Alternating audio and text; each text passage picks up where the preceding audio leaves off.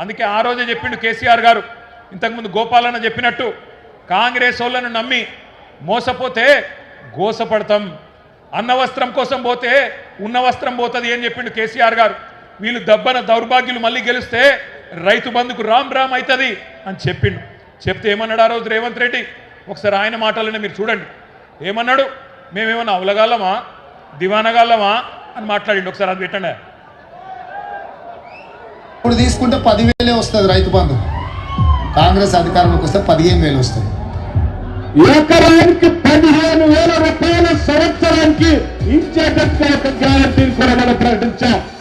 రైతు భరోసా, ఇందులో రైతులకు కౌలు రైతులకు సంవత్సరానికి ఎకరాకు 15,000 రూపాయలు ఇచ్చే విధంగా, అదేవిధంగా నిరుపేదలైన కూలీలకు సంవత్సరానికి 12,000 రూపాయలు ఇచ్చే విధంగా రైతు భరోసా కార్యక్రమాన్ని రెండో గ్యారంటీ కింద ప్రకటించడం జరిగింది.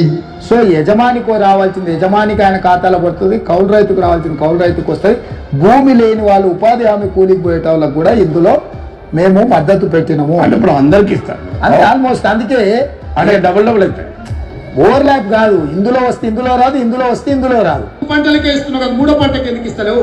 పంటకు 5,000 ఎకరానికి ఇచ్చినావు, 2 పంటలకే ఇచ్చినావు కదా రైతు బంధు. మరి 3 పంటలు పండిస్తే 3 సార్లు ఎందుకు ఇస్తలేవు రైతు బంధు? కేసీఆర్ అంటున్నాడు కాంగ్రెస్ వస్తే రైతు బంధు బంద్ అవుతుందని. ఎందుకు బంద్ అవుతుందే? మేమేమన్నా దివానగాలమా? మాకేమన్నా ధమాక్ లేదా? అడుగుదాం ఒకసారి మరి. అప్పుడు ఏమన్నాడు? రైతు బంధు నాపిన దివానాగాడు ఎవడు? రైతు బంధు నాపిన దివానాగాడు ఎవడు? మరి ఇప్పుడు అన్నాడు కదా ఆయననే, దివానగాళ్ళమా మేము బంద్ చేస్తామా అన్నాడు. నేను అడుగుతున్నా ఇయ్యాల, అరే హౌలా, అరే దివానా, ఎందుకు బంధు పెట్టినవరా రైతు బంధు? నీ అయ్య సొమ్మ, నీ అబ్బా సొత్తా? మీరు సమాధానం చెప్పాలి. ఇవాళ 3 సార్లు రైతు బంధు ఎగ్గొట్టిన దివానాగాడు ఎవడు? ఎవడు? వినబడతలేదు తమ్మి. రైతు బీమాను బొందబెట్టిన హౌలాగాడు ఎవడు?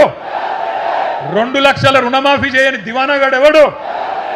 500 బోనస్ ఎగ్గొట్టిన ధోకేబాజ్గాడు ఎవడు? పంటలు కొనుగోలు చేయని బట్టెబాజ్గాడు ఎవడు?